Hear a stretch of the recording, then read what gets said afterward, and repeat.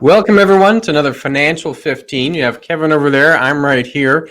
Financial 15, a reminder, we're going to try to provide some financial knowledge you can use in your financial life and wrap all of that up in 15 minutes or less. And we have a good topic for you today. What are we talking about today, Kevin? Well, today we're talking about TFSAs. There was a recent survey done by Bank of Montreal, which was stating that the majority of Canadians are not using the tax-free savings account, possibly as it should be, but strictly as a cash scenario, taking money, putting it away, and not doing anything with it from there. So we'd like to offer you sort of 3 tips as how to get the most out of your TFSA. That's what we're going to be talking about today, and hopefully we'll be able to answer most of your questions. Absolutely. How to get the most out of that TFSA. We'll get through all 3 tips. Before we do, a quick reminder, you can always ask us questions. Maybe there's a topic we don't cover, something else you want to get to. You can visit us, chatwithclintonandkevin.com, fill in the form. We'd be more than happy to hear from you. Also, feel free to like or subscribe to this video or check out any of our other videos. Lots of great content there. So let's get into the TFSA, get through those 3 tips. Before we do, we have to do a little bit of groundwork here, cover some basics so everyone knows what it is we are talking about. Kevin, why don't you start us off, cover some of the basics of that tax-free savings account.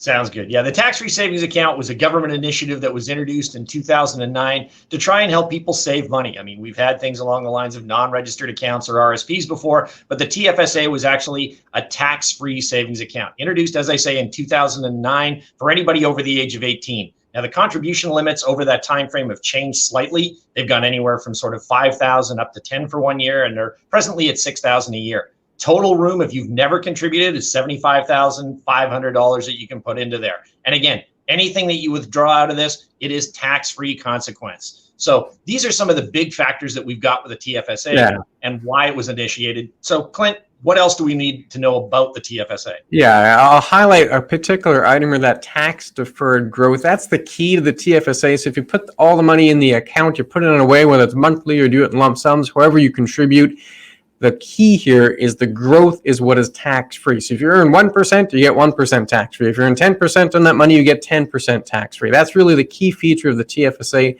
that tax-deferred growth. That leads us into our 3 tips for today. And that survey that was done by BMO recently, it showed that the most common element inside of a TFSA for Canadians is cash, meaning they're not using it as an investment account. It's actually used as a savings account. So the biggest difference, the first tip, use your TFSA as an investment account. You're nodding there, Kevin. I take it you're in full agreement here. I am. And as it mentioned on the previous page, if we take a look, it mentioned there was wide investment options in here. And as you said, it's been used as a savings account, but reality is it's an investment account. Basically, anything that you can hold inside an RSP, you can hold inside a TFSA. And I don't think a lot of people realize that. The TFSA is more of a misnomer, should have been listed as a tax-free investment account as a savings account. So what do we want to talk about on tip 1? Yeah, exactly. I'm not saying savings is bad. Most folks, you should have savings. You should have an emergency savings. You need a cash cushion. That is simply good financial planning.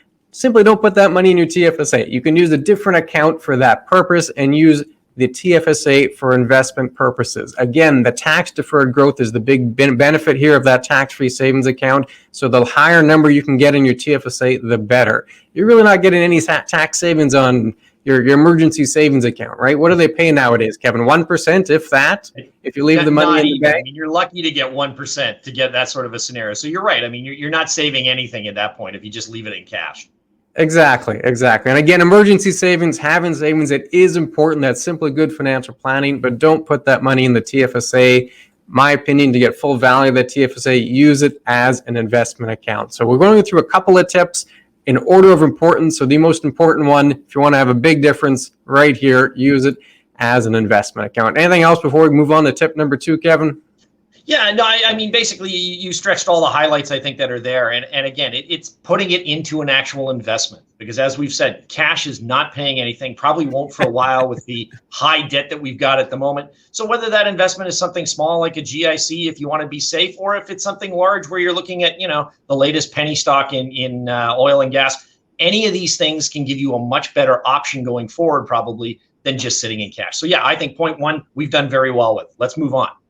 Absolutely. So moving to point number 2 here, There's a calendar year for the tax-free savings account. So it goes from January 1st to December 31st. So every January, you get more tax-free savings account room. You get additional contribution room. For 2021, that additional room is $6,000. If you can, ideally, put the money in January. If you can't and you want to just contribute over time, that works too. Whatever you can put in the account is beneficial, but ideally you do a larger contribution up front. The concept here is that if the money's put in January, then you've got February, March, April, all the rest of the year for that money to grow tax-free. So the earlier you get it in, often that means it's a better deal for you. So if you can, contribute in January. You want to add to that, Kevin? Yeah, actually, another bonus you can look at is depending on what you're investing in, and let's assume somebody buys into a stock. Typically, let's say you buy a bank stock, TD, Royal, whatever the case may be. If you invest it in January, not only do you get the possibility of the growth, but any of the dividend distribution that they pay out over the course of the year, you now also get tax sheltered. And that can be a huge bonus to a lot of people. If you want to take that money out on a quarterly or a monthly basis, depending on where it goes, again, that's all money that you can get tax-free. So it's an extra incentive to try and put this in as early as you possibly can so that you can get the biggest benefit for your buck. So yeah, that would be the only other contribution I can see that needs to go. And again, if you cannot do it all in January, doing it monthly, doing it whenever you can, it is all worthwhile to put it in. But the sooner you get it in, the more benefit it'll be to you. Absolutely. Yeah, we're doing these in order of importance. So again, if you want to have the biggest bang for your buck, turn it into an investment account, not a savings account. That was tip number one. Tip number two, if possible, try to do a lump sum in January so you have the rest of the year for that money to grow and benefit you. If you can only do monthly contributions or can't do the full amount, whatever fits the budget, using the TFSA is beneficial. If possible, doing the full amount in January gives you more bang for your buck, in our opinion. Tip number three here, Kevin, do you want to lead us into this one, investing for growth?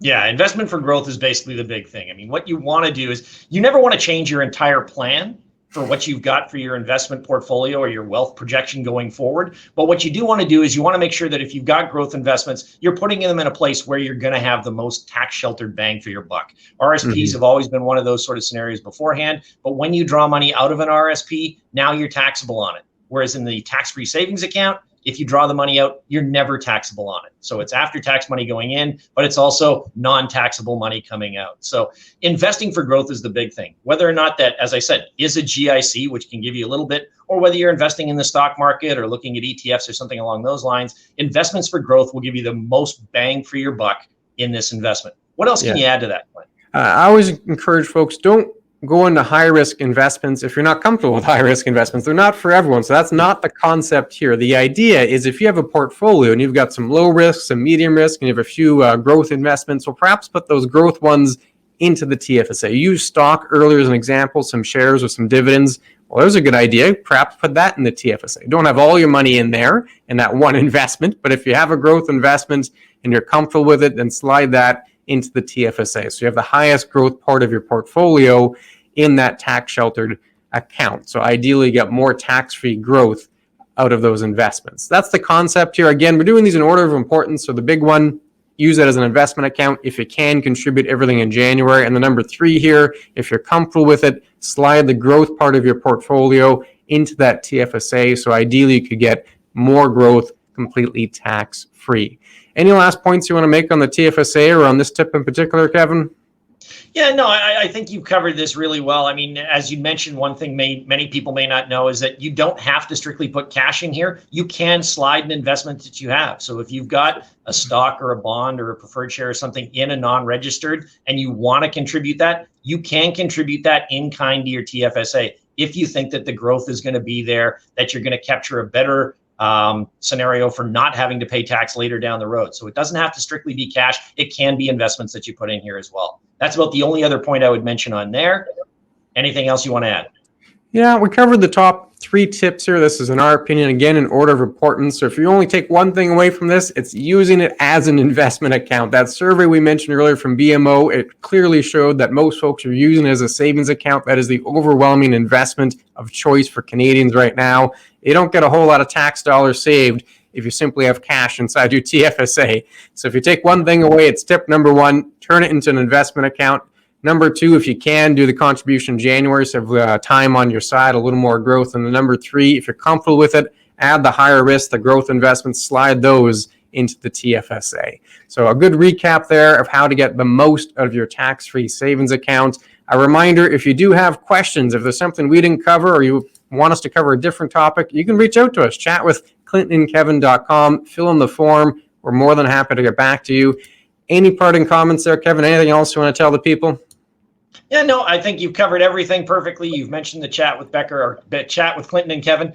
Other than that, this video will be on our website. Be sure to visit the website where we have a lot of other information as well. So not just TFSAs, RSPs. And again, as Clint mentioned, if there is a topic that we haven't covered that really is important to you, let us know. We're more than happy to take on any of the financial questions that you can come up with. Other than that, I think we've covered this topic pretty well. And you've mentioned the 3 important points for today. So I've concluded with everything I need to deal with here. Absolutely. We'll talk to you guys again real soon. We'll be back again next week with another video. Until then, everyone stay safe and take care.